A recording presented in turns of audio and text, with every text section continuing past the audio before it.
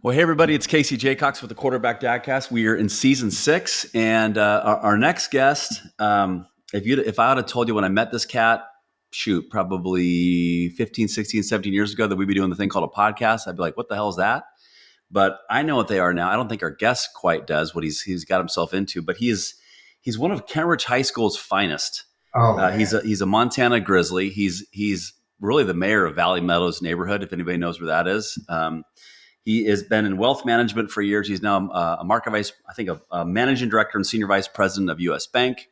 So he's been helping out families across the United States for years. So we'll learn a little more about that.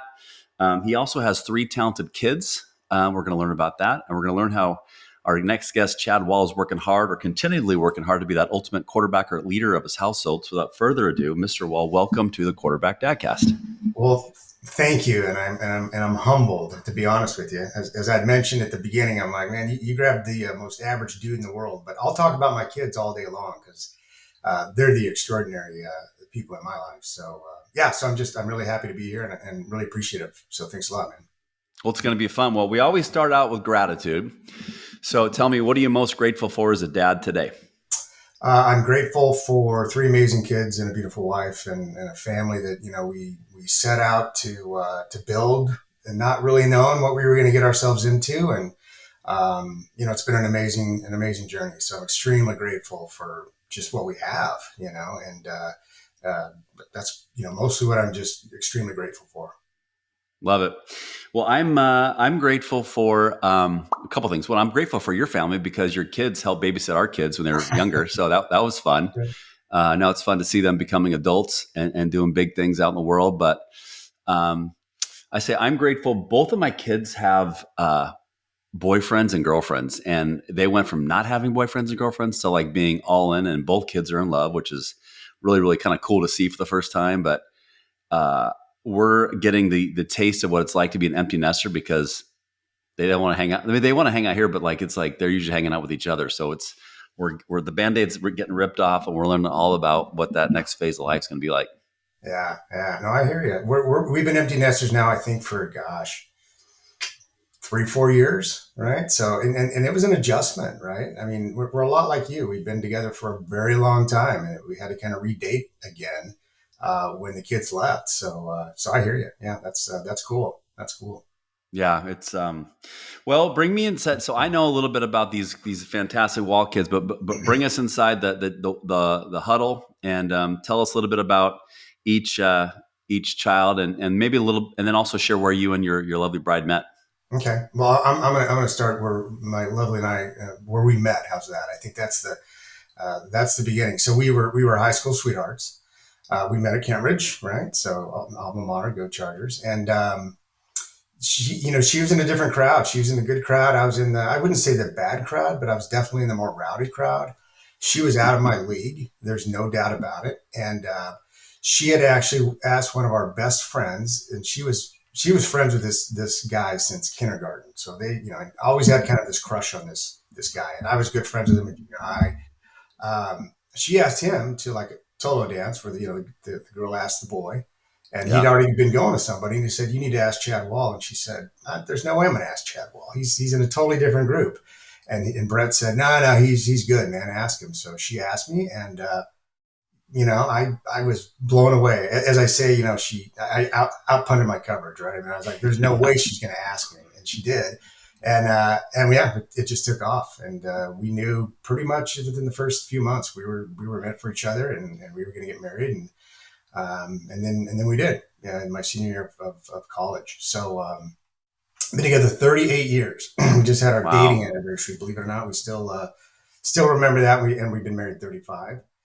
So yeah, in that process, we had our first kid. We'd been married about 6, 7 years, and Taylor, my oldest, she is 28, which is hard for me to. 28. Yeah, isn't that something? What the 28. hell? How's that Yeah, possible? she just turned 28 earlier this month, and she's an amazing kid, right? She's the blonde hair, blue eyes, tall, good looking. I mean, when she was growing up, I'm like, oh man, I am in trouble. And you know me, I'm 5'8.5". I'm not a big dude, man. So, I had to figure out something else to become a little bit more scary for the guys who were going to show up. But she graduated from University of Washington. She married her high school sweetheart, who's actually an amazing story in himself. He was a graduate of the Air Force Academy. They sent him to Harvard. He's now a fighter pilot in the Air Force. She, in her own right, graduated from University of Washington, got her master's at Baylor. She is a speech therapist. They live up in Anchorage. Amazing things that are going on in their lives. No grandkids yet. I'm not sure if they're really actually wanting them right now. They're having a good time, being dual income, no kids, Yeah. and living that. So yeah, she's an amazing person. Been married about I think 6 years. She got married in 2019. So yeah, 6 years. McKenna is my middle daughter. She is the complete opposite of Taylor. She is brown hair, brown eyes. She's the athlete of the family. Played premier soccer in high school. She went to Boise State. She's a hiker. She's outdoorsy. They do deep woods hike, not wimpy stuff like me. I mean, they go deep into the woods for 3 days and they camp. And she's an outdoor film editor. So it works for an outdoor filming company, and she's an editor doing exactly what she wants to do. She's traveled. I mean, she's seen more of the world. I mean, at her age, and she's 26. She'll be 27 in September. She's been to the Philippines and Germany and Spain and all over the place with this company. And it's just awesome to see what she's doing. Wow. Living her dream. And then my youngest son, Kellen, he's 25. He's another fun story. So he went to University of Colorado, Denver, got a singer-songwriter degree, and about 6 months before graduation, I had a father-son conversation. I said, you're going to graduate. What are you going to do? And he said, at the time he's still working at Tecovas Cowboy Boot Company. And he said, I'm not going to be a rock star, Dad. He goes, that's a dead end, trail. He's like, that's a hard thing to do. And there's just no way I could do it. So he said, I'm going to probably go work for Tecovas Corporate in their marketing division. And a couple months before graduation, him and a buddy posted a song on the internet. He got 1.5 million hits, and things just took off. And they became, they had music managers coming after them, and they were legit. We had them checked out, and they started this process of becoming a rock star. And so they signed up with this management company. They're touring in the summer with a group called The Head and the Heart, and they've got a whole bunch of other tours that they've now announced. They've headlined a couple shows. They're negotiating a record contract right now. They signed up with CAA, which is one of the country's largest agencies for concerts and all that stuff. And it's been crazy. The ride they're on. It's been a year, and they are just taking off. So that's like I said. I can talk about my kids the whole hour because sitting back and being a spectator and watching this unfold is just blowing us away. And it's just a blessing. So yeah. So Love that's the family. Well, we will get into. I want to make sure we help spread Kellen's musical skills with him and his buddy. The band's called Marfa. Everybody, Yep. we'll talk about that later in the show. But I want to rewind the tape. I always like asking my guests, I want to know what was it like growing up for you, Mm-hmm. and then talk about the impacts your parents had on you from like a values perspective that you and Michelle were like, hey, these are important to us because we both were raised this way, and this is how we're going to raise our kids. I'm the last of five. Wow. So yeah, and it sounds like we're either Mormon or Catholic. We're not. Even though I was born in Salt Lake City, right? So I was born in Salt Lake City. That's where my parents are from. My mom's actually from Texas. My dad is from Price, Utah. So I was the last of five, and they moved up here in 1976. My dad got a transfer, and then there's a great story to my dad, and what he kind of the way he lived. And as you become an adult, right, you start to see your dad as a person. You're like, oh my gosh, he had his own challenges, and he did a pretty doggone good job of what he was able to accomplish in his life. So we have a close family. Both mom and dad have passed away. My oldest sister's passed away. There's four of us left. My two brothers live in Maple Valley, so close to me. My sister lives in Chelan, and we talk all the time. In fact, she's coming here this weekend to stay with us. So we're a close family. We've always been close growing up, which I think was really helped us. Yeah. You know, when both your parents pass away, you kind of reflect on what they provided you, right, in life. And my mom passed away in 2015. I spoke at her funeral, and I remember, thinking, gosh, what was the three things I guess that she really gave me? And one of them was humility. She taught humility, which you do, which I love. But she also taught, how to be feisty, which was interesting, right? So you get this Feisty. humility and this feistiness. Yeah, Love she's a it. fighter. I told my wife when she met me, I said, the Wall women are tough because I have two older sisters. So it went two sisters, two brothers, and then me. And I said, the Wall women are tough. I'm like, they're tough to get into the circle of trust. But once you're in, and they will fight to the death for you. I'm like, so, but they are tough. And so my mom was quite feisty. And like I said, she was very humble, and she was very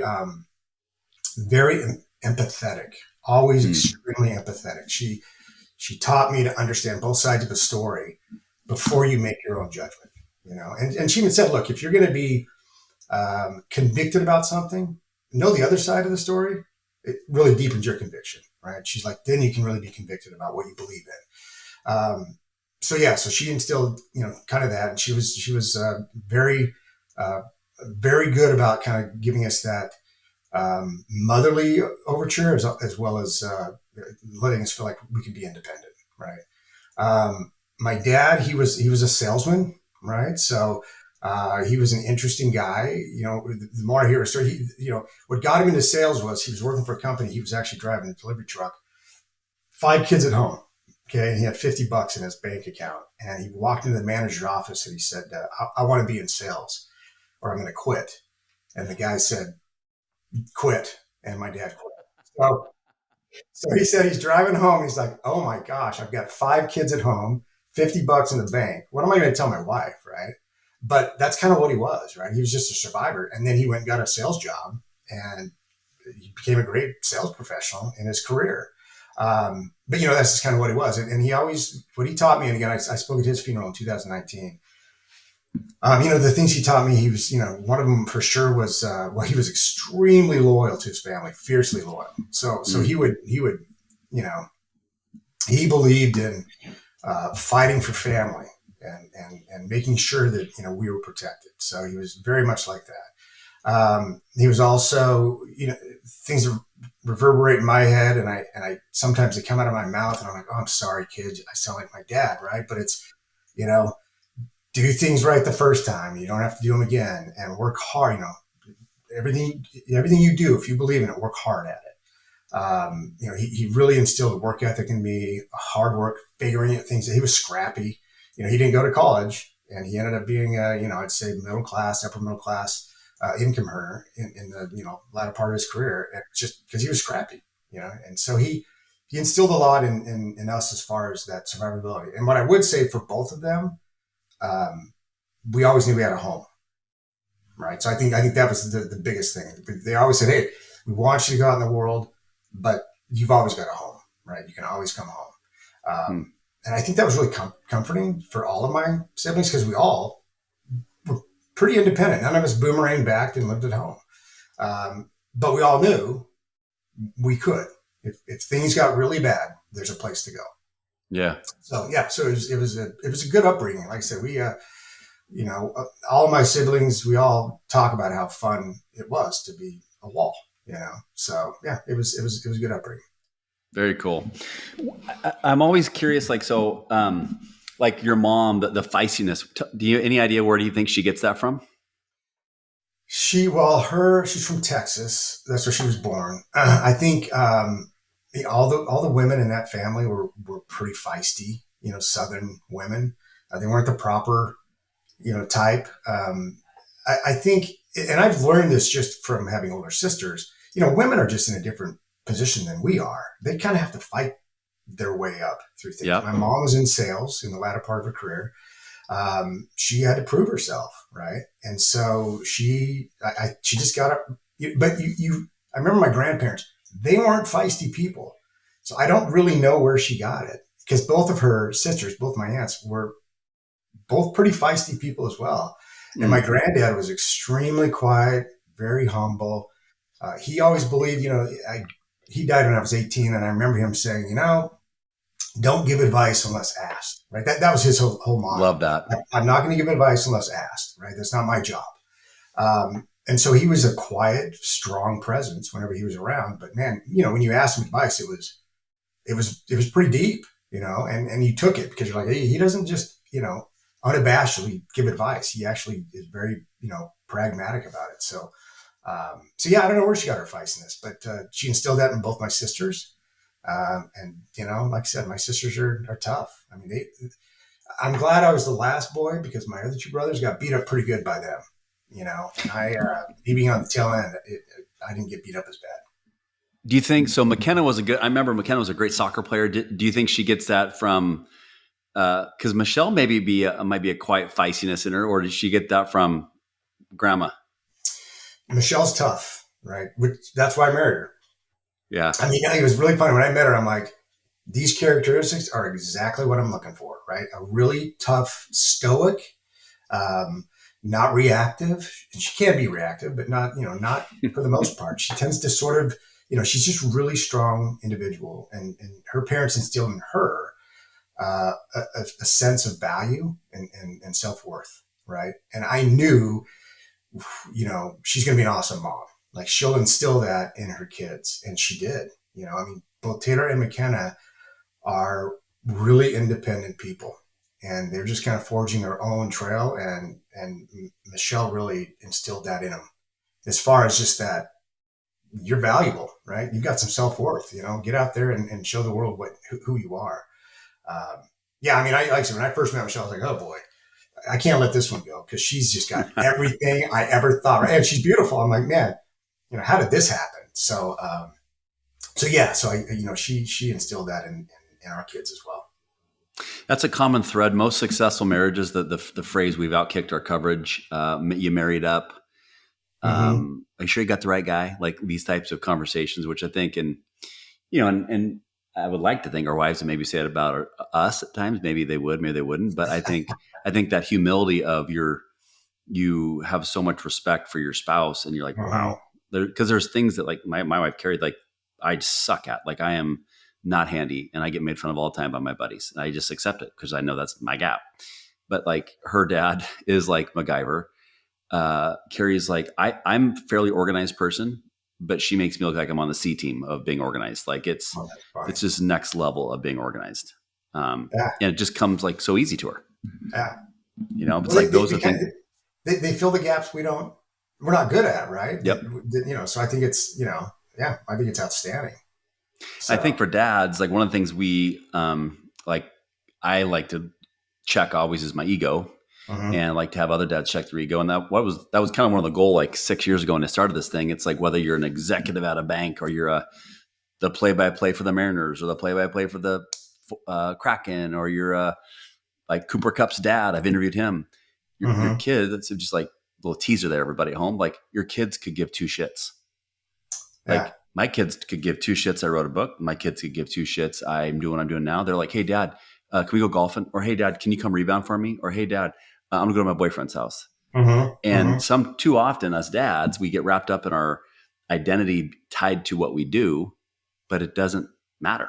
I mean, it matters to ourself and sure, our self confidence, but in the end, when we can remove that identity from what we do, and you're still a person with Mm-hmm. values of humility, feistiness, empathetic, loyal, do the right thing, hard work. That's what is important, and that's what I'm hoping that other dads, when they listen to these things, like that's what we want to be teaching our kids. Yeah. Yeah. Yeah. And I mean, it's hard. I remember when we were married, no kids, right? We even talked about like what do we want to make sure our kids come home to? Like what do we want to make sure we're instilling in our kids? And we did, we didn't know. Right? You're 24, 25. I mean, you don't have a lot of runway of life that you can go, oh, you know what? I got some wisdom. I don't have any wisdom, right? But you're just like, what can we do to make Right. sure? And it's a balancing. I mean, I look at today's parents and I'm like, whoa, you guys have a lot of challenges for the young. If I had teenagers now, I'm like, oh my word. Now, I don't know the answer other than it's a fine line of I'm going to hover a little bit, but I'm going to give them freedom. And I Yep. don't want them to go too far to get in too much trouble. And my gosh, you know what I mean? So I'm knock on wood. I'm like, thank God we're through that phase. I'm sure it's just as difficult now as it was when we were just as our parents. It was difficult for them to raise us in the Just different. MTV Atari generation. Yeah. I mean, so, to me, I'm like, whatever we did, it was just that right combination I felt where they all felt like they could they could do stuff, not get in too much trouble. And and like I said, it's almost like when Kellen, we're still kind of, whew, Kellen, he's our last, but still he's 25, and we're not out of the woods. It's just it's going to be continuous forever, but at least we're out of the tough teenage years and all that stuff, right? So, but yeah, we did come together before we had kids and said, these are the things we want to make sure we instill, right? And it was solid, home, good core at home, and parents love each other, and you know, there's going to be a little bit of discipline, but we got to give some freedom. And you know this with your two kids. What worked on one doesn't work on the other, right? So you think you're like, oh, well, now I know how to discipline. Nope, that didn't work on this one, so that isn't going to work. I got to figure something else on. And then Kellen was completely different. I mean, everything that worked on the girls didn't even come close to him, right? So it's just this. It's a learning process, right? And that's what it is. Isn't it funny how, and I think, and parents who are younger parents might be listening, it's like your kids are so different. But I mean, Mm-hmm. like Riley and Ryder are alike in a lot of ways. Like they're sarcastic nature and love making fun of their dad. But like Riley is school comes super easy to her. Ryder had to work harder. Mm-hmm. Ryder's a lot more outgoing and social. Riley was a stoic, shy one. The same person. Like Mm-hmm. it's not like they're, we didn't watch a movie Word Science and create a girl. It's like these are, but it's so interesting when they kids grow up, how different they become. But it's fun to celebrate who they become Mm-hmm. too. Now I'm going to ask you a question Do it. because how old is Riley? She's Riley is, she'll be 17 in the fall. How are you handling the boy thing? It's awesome. I mean, he loves her so much. He's so respectful. Every time he won't call me Casey, he calls me Mr. Jaycox. Okay, that's great. Um, the very first time he came to our house, I'm like, you little mother effer. He goes, hey, I heard you played football in college. Like, oh yeah, come on over, young boy. You want to see some old highlight films? I'm just straight Uncle Rico, but he plays lacrosse. So I went and watched him play lacrosse. Um, he went to every one of our basketball games. He wears when he goes watch her play hoop, it says Jaycock super fan on it. Oh, that's Uh, awesome. he's just That's a awesome. good kid, and their parents are great. And the only thing I joke with them sometimes, so he's Filipino descent, and I love Filipino food. And I'm like, bro, can we get some lumpia out of this deal? And he doesn't like lumpia. I'm like, how is that possible? Like lumpia is like one of the favorite foods of all. And so we always kind of have this tongue in cheek joke, but I was worried about that, Hmm. like how am I going to react? But like, shoot, I've been dating Carrie since 8th grade. Yeah, isn't And that crazy? we just, what's fun is like, we've asked Riley, hey, his name's Aaron. How does Aaron like us? And she said, oh my God, you guys make him feel so comfortable and accepting. And Oh, that's um, cool. yeah, it's just kind of like when your parents get divorced. Like, how are you going to make my mom and dad? My dad passed away in 2021, but my mom's still alive. But when your parents get divorced, like, how are you going to make the stepdad feel? Hmm. Hmm. It's a Yeah, different thing to yeah, go through. yeah. But well, as you reflect on growing up, before we get into some other stuff, as you reflect on growing up, I mean, some really good themes that dads can be thinking about, like creating families where your kids are feisty, they're tough, they're humble, they're not gonna go bragging like your grandpa. Like if you want advice, I'll give it to you, but I'm not gonna just do it on my own. I think these are great things that you can talk about. Is there a story of any of those like skills that you were taught that come to mind that might reflect on how that really got cemented in to your mind? Yeah, the one that comes to mind. This is So my dad, again, he was all about, if you work hard, right, you're going to get rewarded. Do things right the first time so you don't have to do them again. Don't cut corners. He said, especially if people see you cutting corners, what are they thinking when they can't see you, right? So he was like, don't be cutting corners because that's just going to show people that, yeah, maybe when you're not being seen, you're even doing nothing, right? So great story. He hired me and one of my buddies, who's still one of my closest friends to this day, to clean up our backyard. And our backyard in Fairwood, where Fairwood's at, was all woods. And so he's like, look, I want you guys, I'll pay you whatever, $100. This is back in 1984, maybe. And he's like, I want you guys to rake up, all of the dead, everything dead, branches, leaves, all that stuff, rake it all up into big piles. There's a little bit of bark I'm going to have you spread out there. It's an all day, maybe day and a half long job. So, of course, I, I kick back and let my buddy do all the work, right? So he's You're, my super, buddy's you're a superintendent. oh, totally, and he's a hard worker, right? So I don't know. My dad even is watching all of this, but we finish up and he comes out and he gives me a 20, and he gives him an 80, and he goes, "Good job, Joe." He guys, Joe. Good job, Joe. You did a lot of work, Chad. I'm not sure what you really did, but anyway, there's your 20. And I was like, "Oh my word!"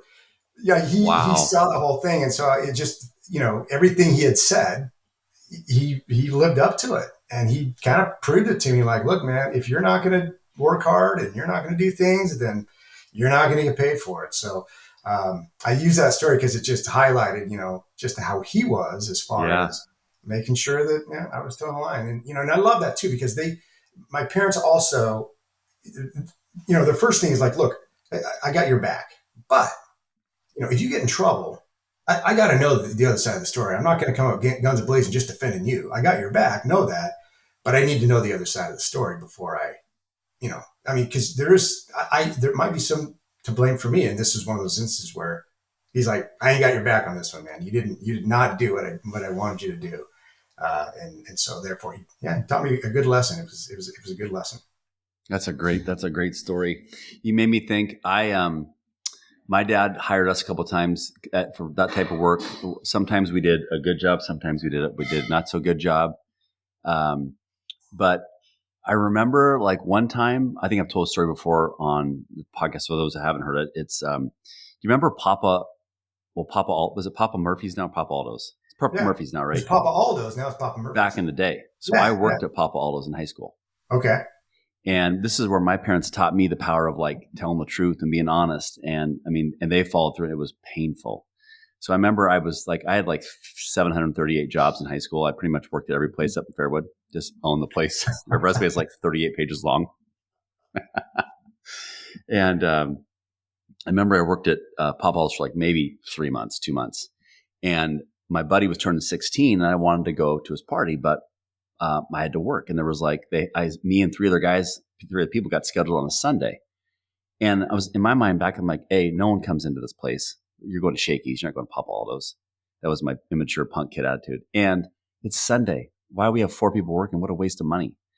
And so I go to the boss. I go, hey, boss, I see you working Sunday. My friend's 16th birthday party it's a big weekend thing. Can I switch a shift? Can I please have it off? No, I'm going to need you to come in on Sunday. So now I'm like, okay, how can I get out of this? So I quickly decide to not tell the truth and go into story mode. And I'm like, weird timing. I have a family reunion. God, the odds. So I go back in 2 days later. God, you're never going to believe it, boss. I got a family reunion and I can't come in. My mom says I got to be there. Well, not just being an idiot, 16-year-old kid. What I don't realize is that the boss is going to call my mom. Hey, I understand you guys have a family reunion. Sorry, Casey can totally have the day off. My mom's like, what? And she's like, he doesn't have a family reunion, and whatever you need to do, you can do it. Oh, wow. So I go into work next day, and he's like, hey, Casey, you excited for your family reunion? I'm like, yeah, it's going to be great. See a lot of cousins. I just completely buy into the lie. He's like, are you sure? Because I talked to your mom, and she wasn't quite so sure. And it was, I mean, if there was Depends back then, I wish I had them on because it was almost a complete blowout of just nervous energy. I'm like, oh God, what did I just do? He's like, Case, today's going to be your last day. Oh, Got, wow. got shit canned. But I'm Great lesson. 49 years old. I still remember that story. Great lesson. I mean, You know, sometimes, and this failure is a great lesson teacher. I mean, it really is. When something like that happens, never happen again, no, right? no, You know, 100% and what no. a time to do it when you're what 16. You know what I mean? I mean, it would be horrible if it happened when you're 30 or 35 Yeah. if you hadn't learned that lesson. So, yeah. Maybe if anybody, Papa Murphy's is listening, you're looking to sponsor a podcast about, supporting dads and being, ethics and honesty, come on board. We'd love to have you. Oh That's boy. great. Okay. So well, what's it like to have a daughter who is married a guy that really didn't do much in school? I mean, Harvard, the Wow. Air Force, what a God, Yeah. You know really what, let you man? down. Well, she married like her dad. Jeez. I'm just kidding. She did not marry like her dad. I'm like, you married like your dad. She's like, no, no. Yeah. Other than I'm a process driven guy. He's a process driven guy. I mean, but he's at a different level. So this was my, you know, when he actually asked if he could date my daughter. Okay. Who does that, by the way? Like he comes in, he's like, Mr. Wall, I got to talk to you. I go, yeah.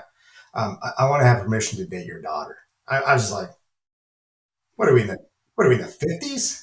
I'm like, I'm not Mr. Cleaver here. I'm like, what are you doing? I'm like, of course you can. And I said, and this is the truth. I said, I mean, do you want to date her? She can be pretty difficult, And he's like, oh no, I told you. And I'm like, okay. So, they dated and they had a little breakup there in college. And I didn't, I mean, he's a great kid, right? But I'm like, look, if it's not going to work out, it's not going to work out. That's just what happens. And my daughter took that I didn't like him, like I didn't want them to get married or something. I don't know. She's upset, like she's like you don't think I should love Todd, and I'm like no, that's not what I'm saying at all. I'm like, you guys broke up. He's at the Air Force Academy. He's got a lot of pressures. Um, anyway, and then they ended up getting back together, and the rest is history. But yeah, Air Force Academy graduate. He won't tell us because he's humble. He had to have been in the top of his class because they sent 4 or 5 kids off to Ivy League, and they paid for it. So they sent him off to Harvard, and he got his master's in public policy, and that took 2 years. And then once he graduated from Harvard, he got married, and then they moved to Texas, and that's when he got enrolled in it's called the NJET program. It's a NATO program, but it's for the top tier pilots.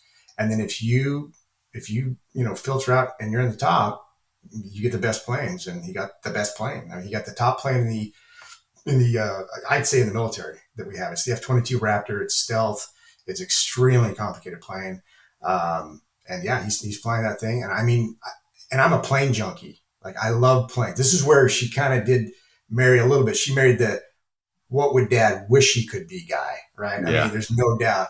And I try to extrapolate stuff from him, like, hey man, have you been on the Russian border yet? Kind of buzzing around, and he won't tell me. I'm like, come on, man, let me live Yeah. through Hook a you brother know? up. Yeah, but he's an amazing kid, and yeah, she, like I said, it's I'm blessed. I couldn't have asked, for anything more, unique and better than this kid, and Do you he's think he extremely. chose Harvard because Central and Montana might have been too big of a challenge? Oh, you want to hear something really sad? He's a Wazoo fan. Really? I'm Go like, Cougs. dude, you went to Air Force and Harvard and you're rooting for the Cougs, which no offense to the Cougs, but I'm like, come on.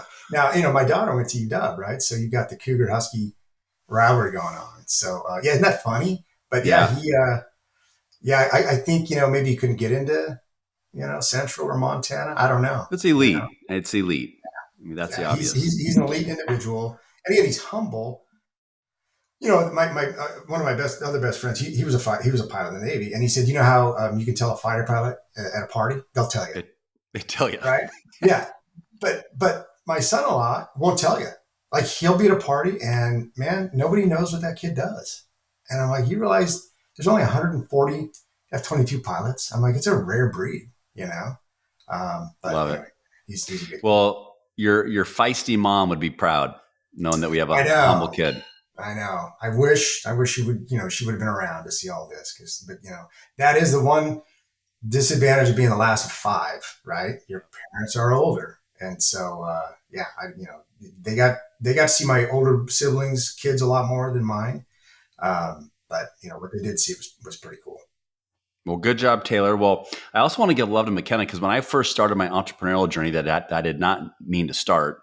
Remember, McKenna was super helpful in kind of doing some like video. I don't even know if you know this. She like did a couple of videos for me in the very beginning. No, no. Yeah, it might have been when she was still at Boise State. Because when did she graduate? 4 or 5 years ago.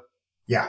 Yeah. Yeah, so it was probably right when she was done or getting out. And I remember how I found out she did that, but like, yeah, it was super. It was great. Helped me out, and that's cool that she's one of your kids are doing things that they want to do, all unique, all different. But it's like when you find something you're passionate about, and then you can go do it. It's like what a gift, and what a Yeah. great feeling as parents that must be for you guys. Yeah. And McKenna, I mean, McKenna is a cool human being, right? And you've heard me say it. She's just a really cool person. I mean, Yeah, I always say it, all the kids, she teaches me, right, more about life. I mean, than I can get anywhere else. She's inquisitive. She's smart. She's got an old soul. Um, she's just a great person, and when you know her, but when I watch when people talk to her, they just gravitate to her. She's not like the life of the party. She's not the one sitting in the corner. She's just the one that's in the middle. yeah, She's a listener. She's extremely, I mean, engaging. I mean, she's a really cool person. And again, I always say, man, she teaches me more about life. And she's what, 26. And so she's kind of a teacher in that aspect, and again, really, really humble. that's awesome. And tough. I mean, she played premier soccer. She was being looked at by colleges, and I kept telling her, I go, look, in a year you decide you don't want to play anymore. You just got to let me know. I got your support. And she also academically was just really high, and that she got a scholarship at Boise State that was phenomenal, better than any athletic scholarship. It was academic, and and when she decided I'm not going to play soccer, I'm like, then you can go wherever you want. And Boise State was it because the whole outdoorsy thing, and I mean, it's amazing that they're doing what they want to do. Even Kellen, I mean, he wanted to be a rock star. He just didn't think it was realistic, right? I mean, Yeah, his whole thing was like, it's a drag. Like, why would I go, 10 years and try to be a rock star and end up doing nothing? right. So for him, it's the whole thing of kind of luck. You know what I mean? Yeah, It's just preparation meets meets timing. opportunity. That's it. And it's like, he was just in the right spot at the right time for now. And, that could end. Yeah, And I was telling him, he's super cool about it too. I'm like, dude, this could end. But if it does, think about the ride you've been on. I right. mean, he's been in studios where the Beach Boys, made their best album. He had Chris Stapleton's piano player on the song 66. He had Leon Bridges, steel guitar player on one of his songs. I mean, his exposure and what he's been doing. I'm just like, you don't know how many people wish they did this, right? So, Well, let's make sure. So I know about the band. I'm a fan. Great music. I always kind of describe it. It's like Americana with yep, singer songwriter with country with a little bit of Johnny B. Good, fast guitar. yeah. With I mean, it's just such a mix. But like maybe just as a dad, because I think it could be really easy for a parent to say, no, you're not going to go be a frickin' go work at Google or go get a job at Microsoft. You're not doing that. How did you and Michelle have the patience to say, go live your dreams, go do it? It happened fast. This management company that decided to pick them up, I had them vetted through a law firm that we bank in the private bank. So I was able to get a little bit more intel to where, is this legitimate? Um, and again, the management company he's with has kind of fronted a lot of the investment, which most people wouldn't, right? So that's where it became really different. Was you've got a support system that's actually going to take this much more rapidly than most people would go down that path. And so we just sat back and said, okay, our job at this point is just to help navigate him to not get into trouble, right? And that's what we've done. And so, we've helped. I stepped in, and I didn't want to be that dad of like, oh, I'm coming in, but I called the manager, and because of my line of work, and I'm like, hey, look, I'm going to help these guys with their finances, and I could tell he was like, oh, here comes a parent trying to push themselves in. And I go, look, I don't know your business. I want nothing to do with your business. I just want to teach these young men how to handle money, because they actually overdrew their account the first week they had it by going to like sub shops and liquor stores. I'm not kidding you. So I'm like, they don't get it, right? They're musicians. I said, so let me help them on the financial side of it. And then when they get to a size where I can't help, I'll give you guys all the information. And he was cool with that. So I actually helped them with their finances. But and Michelle, she talks to her kids almost every day, and I know you do too, right? I mean, it's just that. So she's always kind of in the middle of what's going on. And I listen to her, and she's so patient. Like we've kind of gone from parenting to sort of friend parenting, right? We're not telling them what to do anymore. We're just sort of guiding them. Yeah. And that we've learned that works. I mean, in fact, when they overdrew his account, I called him out, and he didn't actually overdrew it. There was just a bunch of holds on there because they were driving down to Beverly Hills, and they were stopping to get gas and blah, blah, blah. And I told him, I'm, because I talked to him right before that happened. And I said, I told you not to, overdraw. Be careful. He goes, well, you didn't tell us. I said, I didn't quite directly tell you because you're 25-year-old men. And then I hear his buddy in the background go, just tell us what the hell to do, man. I go, don't use this account. I'm like, let it build up, So, Yeah.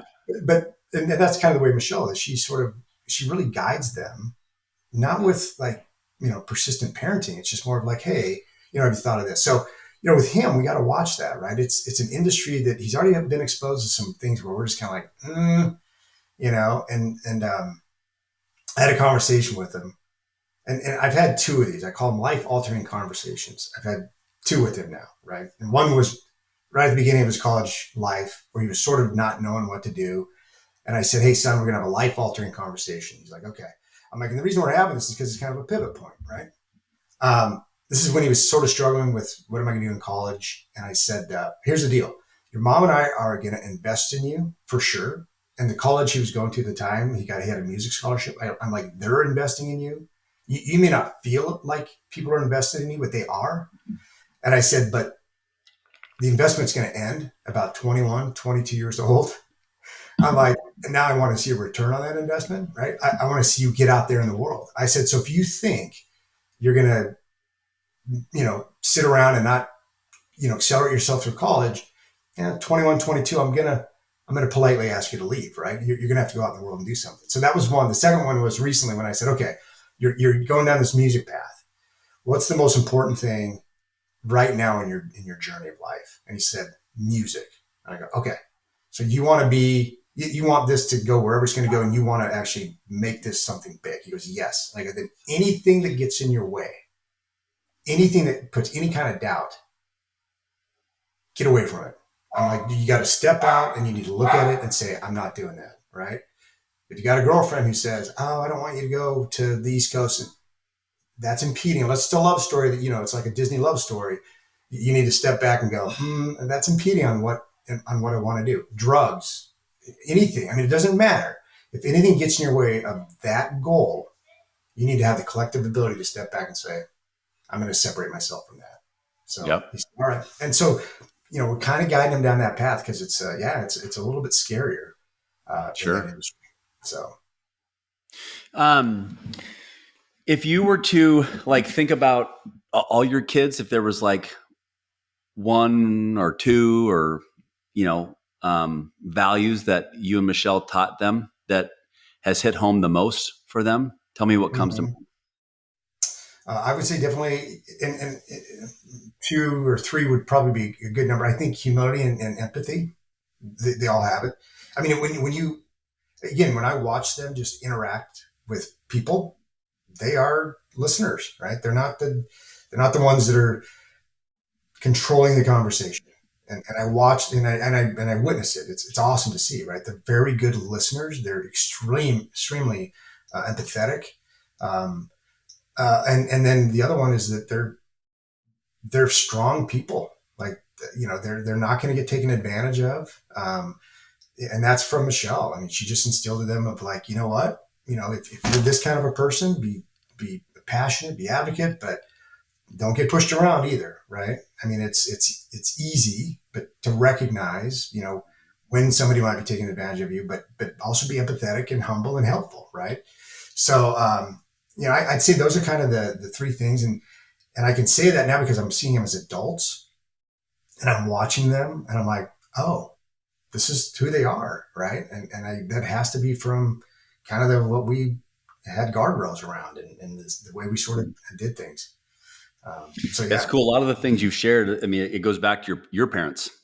yeah, yeah. Well, You know, it's and again, Michelle's. I think her parents, they were a little bit more, I'd say, traditional. But her dad just passed away actually in January. Her dad was made her feel like she was extremely valuable, like she had self worth. Right? He instilled in so that important. wholeheartedly. So she always felt like she was important, right? And I've got something to say. Um, so they did a great job as far as giving her those attributes. And I guess luckily we get together, when we got together, it just sort of those two or three or four things kind of came out. Yeah, that's awesome. If as you reflect back, now you got kids out of the house, you're an empty nester now for a few years. One question I always like asking dads is like, if you to like for you reflect back on your dad game and say, man, if I could go back and do a couple of these things over, I would have been more of this or less of this that maybe a younger dad can learn from you. I'll go first to make it easy on the guests here. Patience is, as a competitive Mm-hmm. person, I have to always, and just having this podcast, my patience has gotten better just because I'm talking about it so much. But like for you, tell me what's an area of your dad game that maybe it wasn't always where you wanted it to be, that you've worked on to get better, that might speak to another dad at home.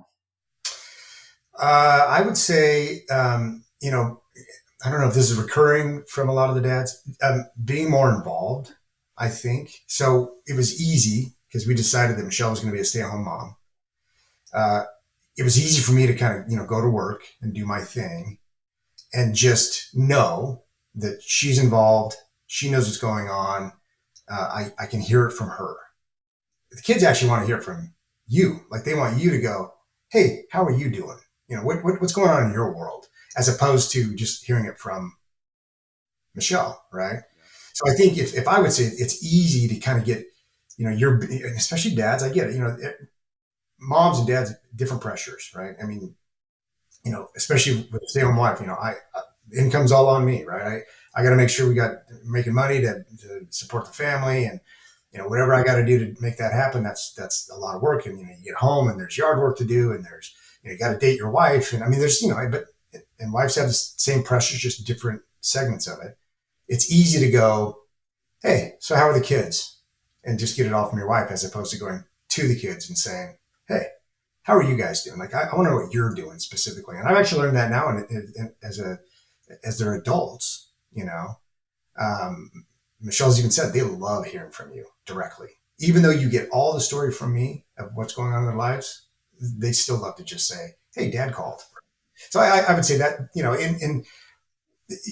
don't feel bad, because I mean, you're an involved dad, right? I'm an involved dad, but there's just always a little tweak. You could be like, oh yeah, I got a little lazy, where I just let Michelle tell me what's going on and didn't go straight to the kids, and just kind of spend more time in that aspect. That's what I would say. If I look back, I'd say that's probably the one thing I wish I would have done, Yep.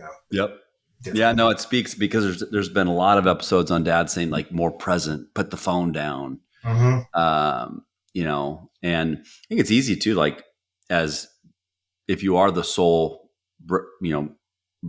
income driver of the family, it's easy to be in 1926,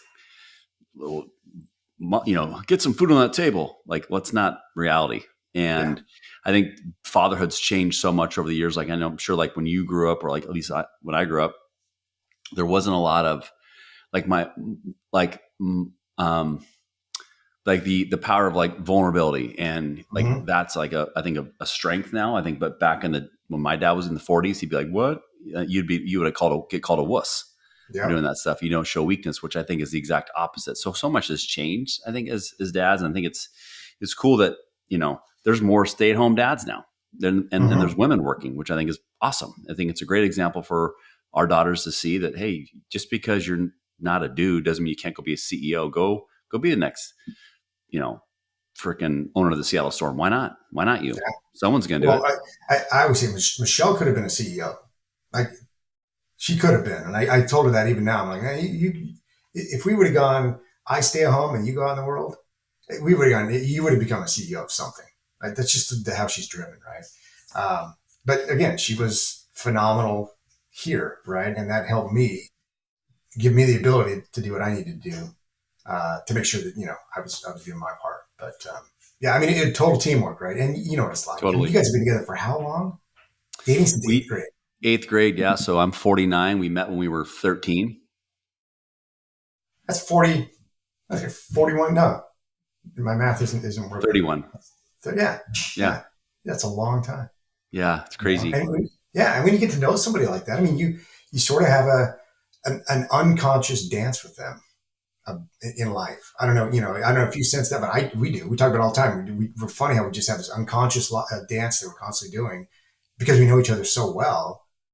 We just kind of maneuver through things sometimes that I saying it, but then we'll get together and go, oh yeah, I'm glad you did that. Cause I was thinking, that's what I wanted you to do. And I mean, it's funny how we've been together for so long. You read the Right. defense. Yep. Exactly. Okay. So if you were to summarize, well, I want to make sure people learn. We got, and hopefully at the end of this episode, everybody, we're gonna try to like tease you with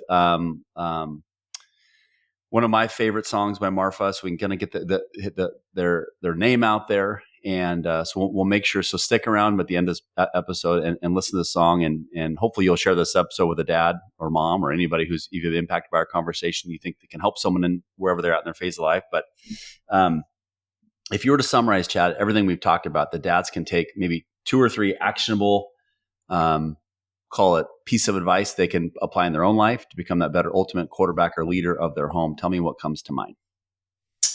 Well, and you've probably heard this from other dads. I mean, right? I mean, be deliberately present, Mm-hmm. and there's a difference between being present and deliberately present, right? Like that. Deliberately present is I am interested in what you're doing and who you are, right? Take that interest and make them feel, um, no matter what they're doing, right? In my opinion, they're valuable, And again, I look at my kids and we never discouraged them. We may have like been, maybe not, but we didn't. We never made them feel like, oh, that's not attainable. We may not like it, but it's not attainable if you like it, right? So, kind of giving them that value, right? And then, I think in this day and age, and I think it's helped us a lot. Um, Telling our kids like understand the other side. I mean, that's really important, right? Yeah. Understand the other side of that story.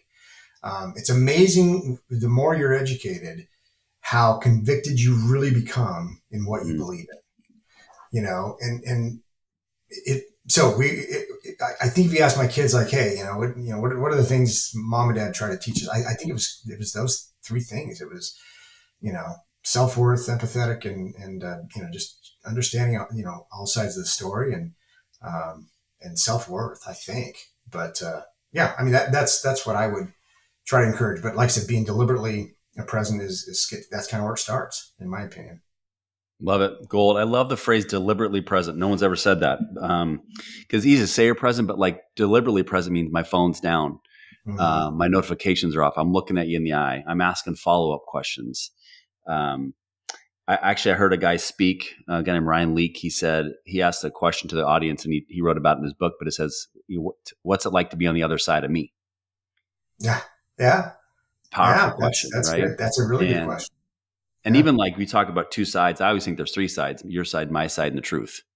Mm-hmm. Mm-hmm. There's somewhere, because it's easy to be either we want to be the hero or the victim of our own story, but like the truth lies there in the middle some way. But I really, and I mean, it came back from, I'm sure, Michelle's parents and your parents, and then you guys have taught that to your kids about, but there is another side and there is a perspective. And so like having curiosity and having the benefit of the doubt and learning about other perspectives, because it doesn't mean you're right, Right. you know? Right. Well, and some of the stuff you talk about, man, I'm like, it's spot on. I mean, you're saying all the things. Be curious, be a good listener, right? Understand. I mean, it's all good stuff. And honestly, if I was telling kids, always try to be, become a better version of yourself, right? You're always working on becoming a better version of yourself. Mm-hmm. What does that mean? Well, you're able to assess, right? Well, where are my shortcomings? And if it's important for me to work on those shortcomings to be a better version of me, then I'm going to work on it. And there's Yep. some people, you know this, you've seen people, and I mean, there's people who don't care about being a better version of themselves. They are who they are, and which is fine. But I think in our kids, they're always like, no, I can be more patient. I can be a better listener. I can be a better partner. Yep. Whatever it is, it's just becoming that, and then being able to do something about it. I think that's important. Love it. All right. Well, it's now time to go into the lightning round where I show you the negative hits of taking too many hits in college, not bong hits, but football hits. Good. Your job, yeah, your job is to answer these questions as quickly as you can. And my job is to get a giggle out of you. All right. All right. Let's get our game face on. Are you ready? Okay. True or false? You installed and built the smoker's cage at Kent Ridge. Man, that's good. No, I did not. That's false. But one of my buddies actually hung out there a couple times. We were like, "What are you doing, man?" So Oh, I just already laughed. You got a giggle. We're calling that tight. True or false? I mean, that is a true story, everybody. In our high school, when I was a sophomore in 1991, there was a full on cage, like think about a wrestling cage where people could go smoke on school in campus. True story. I tell our kids that, and they're like, "What?" I'm like, Can you "Yeah, imagine that? Can yeah, you imagine sending, hey, Taylor, did you get your turkey cheese? You got your super sip and you got your marbles? You got your smokes? exactly." Wow, that's a good Um, question, man. That's a great question. okay. Well, true or false? You attended Montana on a wrestling scholarship. False. False. Okay. If we went into your phone right now, what would be one song or genre of music that might surprise your kids? Oh, I don't know if much would surprise them. I think they did get their musical exposure from me because I love music. They know I love like singer songwriter and folky, right?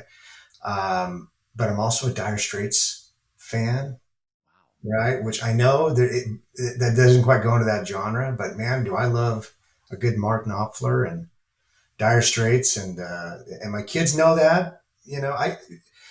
But that would probably surprise most people. You know, What would be one song or genre of music that might surprise your fellow colleagues at US Bank? that would be it. Like, because they all know that I like the Kellen music, right? Uh, uh, Folk, that kind of Americana. I mean, I'm a big fan of Lumineers. I'm a big fan of Head and Heart. That's who they're gonna tour with. So I'm a fan of that kind of David Gray. Um, yeah, and when I throw in Dire Straits, they're like, "Wait, what?" And then they're like, "Oh, you like Tom Petty?" I'm like, "No, I don't like Tom Petty at all." I know it's the same genre, but it's just Dire Straits, man. There's just something about That's your their jam. sound. And here's the thing: one of their songs, Marfa songs, I think it's Daisy. I love Daisy. It's a good song. Very Dire Straits sounding. In fact, when they released, I called Kellen. I go, "Hey, man," he goes, "Dire Straits." I go, "Awesome." I go, "I can hear it. Let's It's good." go. So, yeah. So that would definitely surprise anybody. Favorite comedy movie of all time is? It's got to be, well, and I got so many. Anything Jim Carrey-ish, right? But the other guys is probably at the top of the list. So I don't know, with Mark Wahlberg and Will Ferrell. Solid. Yep. Yeah, yeah. If I came to your house for dinner tonight, what would we have? Pizza. Oh, that sounds I'm really a good. horrible eater, man. Pizza's my go-to, especially on Friday nights. It's my go-to. That sounds. I'm going to try to convince that Riley. I can easily convince Carrie. She might not want to do that, but I'm going to try to convince her. Oh, Good Michelle play. won't. You know what Michelle would want? She'd want to like, barbecue something, make quinoa salad. I mean, she's an awesome chef, right? And I'm like, it's Friday. Let's do Frankie's, right? So Okay, if there was to be a book written about your life, tell me the title. He got lucky. Okay, now Chad, he got lucky. I went to Barnes and Noble, sold out. I went to Amazon, can't print enough copies going so fast. And I was traveling recently at the airport. That's all gone too. So Netflix has found out about He Got Lucky, and now they're going to make a movie. You are the casting director, and you can't star yourself. You need to tell me who's going to star Chad Wall in this critically acclaimed hit new movie, He Got Lucky. Oh man. Well, yeah. I mean, Greg Kinnear. How's Okay, that? you That's what kind of comes look to like mind. him. Yeah, I've been told that, and I like his demeanor. I'm like, yeah, Yeah, he's pretty yeah, good pull. mellow I didn't guy. see it until So, you said that. I thought you were going to say Richard Pryor, which I'm glad you said. Gene Wilder. Okay, and last and most important question: tell me two words that would describe Michelle. Soulmate. Jeez, I mean that's the first thing that came to mind. How's that? Sorry. I mean, it probably should Is sit that one more word? apparent. It could be, but soulmate and let's see the soulmate and strong. Soulmate and strong. Boom. Lightning round's over. I think I giggled more at my own jokes, which is usually a testament to my dad maturity skills. I laugh at all of my jokes. As long as you get one laugh, you keep telling jokes. I tell my kids that. Dude, it's been an absolute blast getting to know you better. I'm grateful for the time you spent with me. I'm grateful for the lesson and just I would say the example you've set for other parents of this. You and Michelle have really done a really good job creating good human beings, and I'm excited to spread the gospel of Marfa. Everybody, they're a band that is going to do great things. If you like music, make sure you check them out and stick around for them as we listen to one of their songs. And but if you've liked this episode and it's touched you, please share it with someone else. And continue to leave us reviews wherever you consume these podcasts, because that gets other dads to listen and allows us to impact other dads and improve their leadership skills in the home.